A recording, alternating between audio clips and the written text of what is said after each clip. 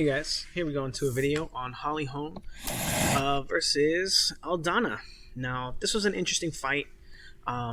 It was primarily fought at, I don't want to say boxing range, but it was a stand-up fight. And this clip here kind of encapsulates the entire fight here. So Holm being met on the front foot and Aldana looking to attack her. And Holm, while meeting her on the front foot, either slips farther to the front foot and puts all her weight onto the front foot, throwing that straight left hand, and then peeling off, finding a way to get off the line after. Usually by the right hook, she would come back and bring her weight back to the back foot. Or she would meet on the line here and then transfer her weight back to the back foot and throw this side kick or a leg kick or a head kick. But usually using her right side of her body to peel and bring her weight to her back foot as she moves off the line, and then using her left side of the body to actually initiate combat and power shots, right? Sometimes she'd throw the left head kick or the left body kick or whatever, but usually controlling the space and using her right side to control the space rather than fight. But when she would meet her on the line here, she would use these kinds of attacks to push herself off the line.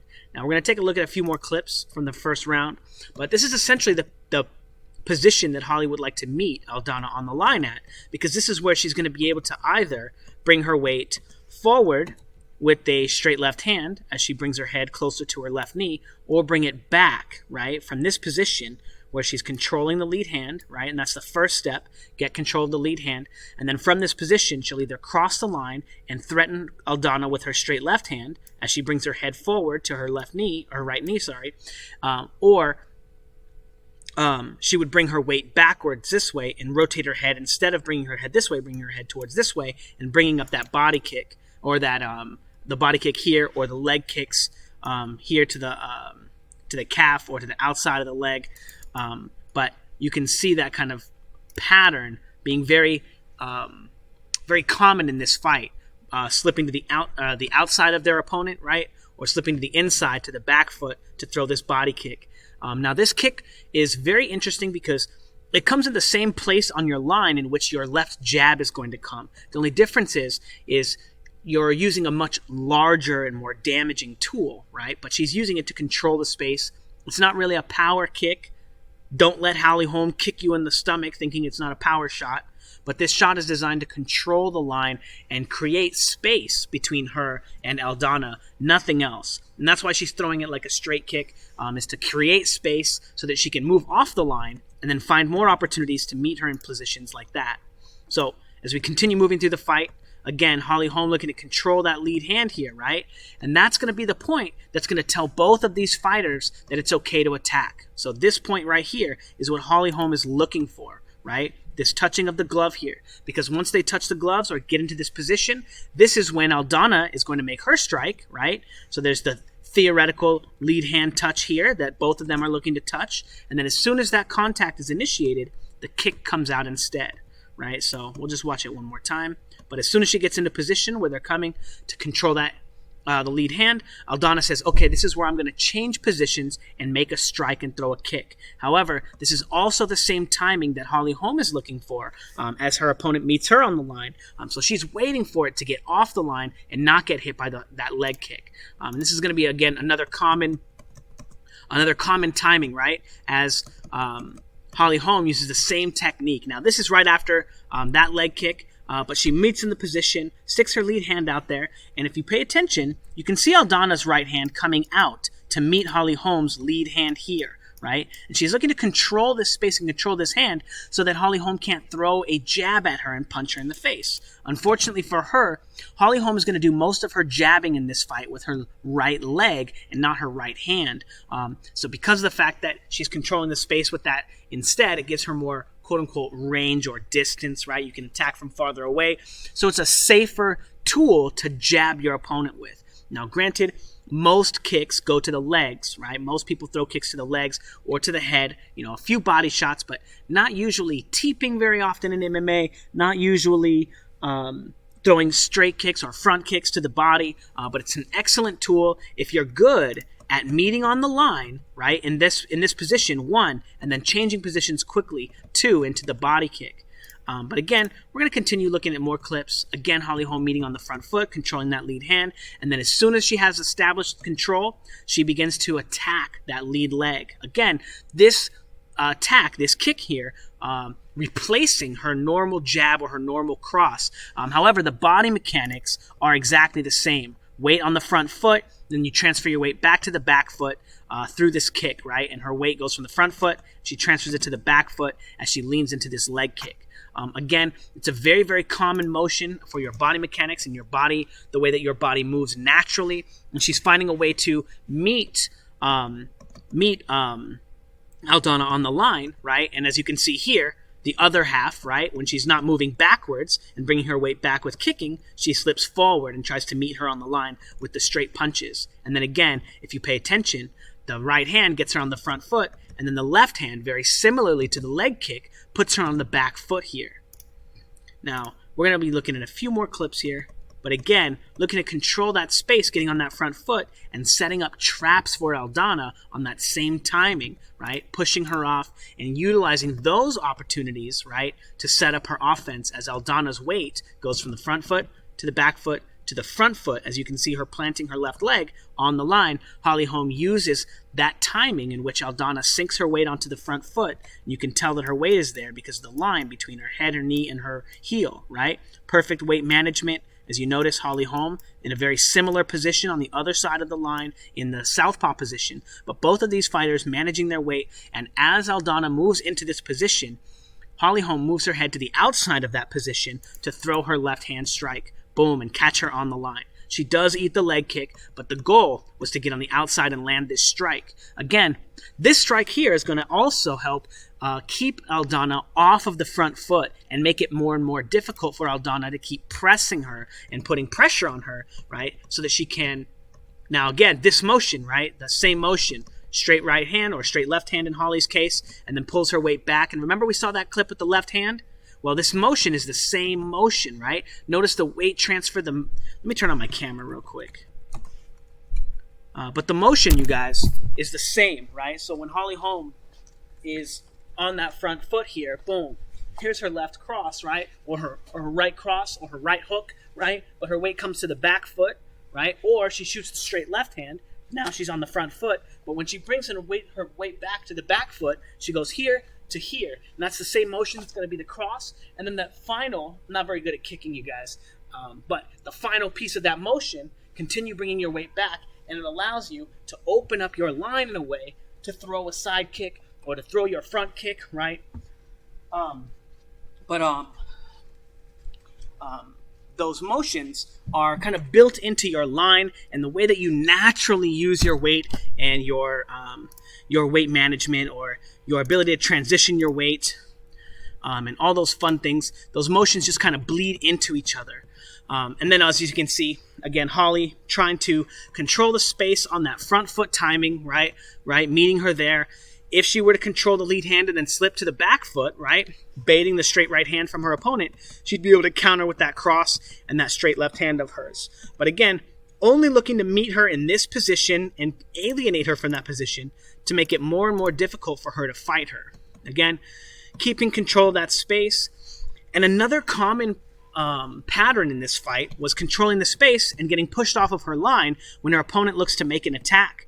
And then immediately in the next engagement, Holly meets her on the line and tries to score offense. Oftentimes, landing nothing, but being active enough that she's engaging Aldana more often than Aldana is able to engage with her, because Holly Holm, instead of countering and moving off the line oftentimes, she just moves off the line, period, and doesn't allow her opponent to throw any punches at her. A very quote-unquote safe way to fight, right? Why would you give your opponent the opportunity to feint, probe, and set up attacks against you when you can just move off the line? Well, I'll tell you why. Because Aldana has, bad footwork, very likely. Not only is it not easy to fight a southpaw, but if you're not very good with your pendulum steps and your weight management and shuffling forward and changing positions, closing the distance against someone who just side straddle hops away from you like Holly Holm is doing here, right, is very difficult. Very, very difficult to continue to find them on the line and force them to, interact with you. Now, again, excellent job from Holly controlling that space. And now as soon as Aldana slips to the front foot, makes contact with that lead hand, Holly goes from keeping her weight on that front foot to transferring her weight to the back foot. Notice her head and where her position is. Her knee is about here. Her head is about over her knee, right? It's pretty close. More importantly, we know it's nowhere close to her back knee, right? That's the more important idea for understanding where her weight is. And then, as her opponent meets her on the line, she brings her head back, right? Tipping her weight to the back leg, allowing her to use this leg to drive into her opponent. Again, creating space and not allowing her opponent to set up attacks against her, right? It's not really... Now, we'll talk about my philosophy about this idea after, as I don't believe that's actually fighting, right? This is the beginning level of fighting. But again, clips like this kind of encapsulate the entire fight of Holly Holm and Mrs. Aldana here, or Miss Aldana. As Holly Holm continues being pushed off of her line, and then immediately just moving right onto the line and throwing punches and not being very effective, right? Being mildly effective in some situations, landing some good shots, but most of the time getting pushed off of her line and then doing things like this where she's like, oh, I just got tapped in the leg. That's a scoring point. I better feint, probe, control, and then blast with the leg kick, right? But, not really being super proactive in her outing against Aldana, right? Making Aldana do basically all of the actual work in the fight, waiting for her to meet her on the line, and then using excellent front foot, right? From the front foot, her head, her heel, her knee, right? There's a line here, into the back foot, where she transfers her weight to the back foot. Now there's a line between her head, her knee here, and throwing this kick out here to control the space while moving herself farther away from her on the line. Now, while a lot of people thought this was a really, really impressive performance from Holly Holm, 5 rounds of controlling the space, controlling the contact point, controlling when and where they fight. Holly Holm had all the control that she needed in this fight to set up whatever attack she wanted. She was landing leg kicks at will. She was landing body kicks at will. Her hands, I don't know. I don't remember her landing too many punches. Sometimes she would get through with some good shots. Sometimes she would land some leg kicks, sometimes, right? But more often than not, she wasn't really able to use... Let's see if I can find a good clip. She wasn't able to use the traps that she was setting to effectively assault her opponent, right? She wasn't able to counter Aldana when Aldana would be approaching her. She would only wait for her to meet her on the line and hope to explode out of her guard to control the space or to land punches, right? But because of the fact that most of the time she wasn't actually landing anything in these spurts, right? These spurts were no more effective than just controlling the space or throwing feints and probes, right? You don't really get points for, not punching your opponent in the face just because you threw punches at them, right? It's kind of like the idea, and I know this is not going to be a popular idea, but if you take somebody down in mixed martial arts and then they get right up, or they get up in like 10 seconds or 15 seconds and you only hold them on the ground for that amount of time, but you don't land any punches, you don't get any points for that. I don't care. I know like all the professional fighters are like, he took you down and you didn't want to go down. That's a point. I think that's bull. I think that's straight up bullshit. If some guy takes you down and then you get up and they don't land any punches, guess what? You trained to fight there. There's no points to be had, right?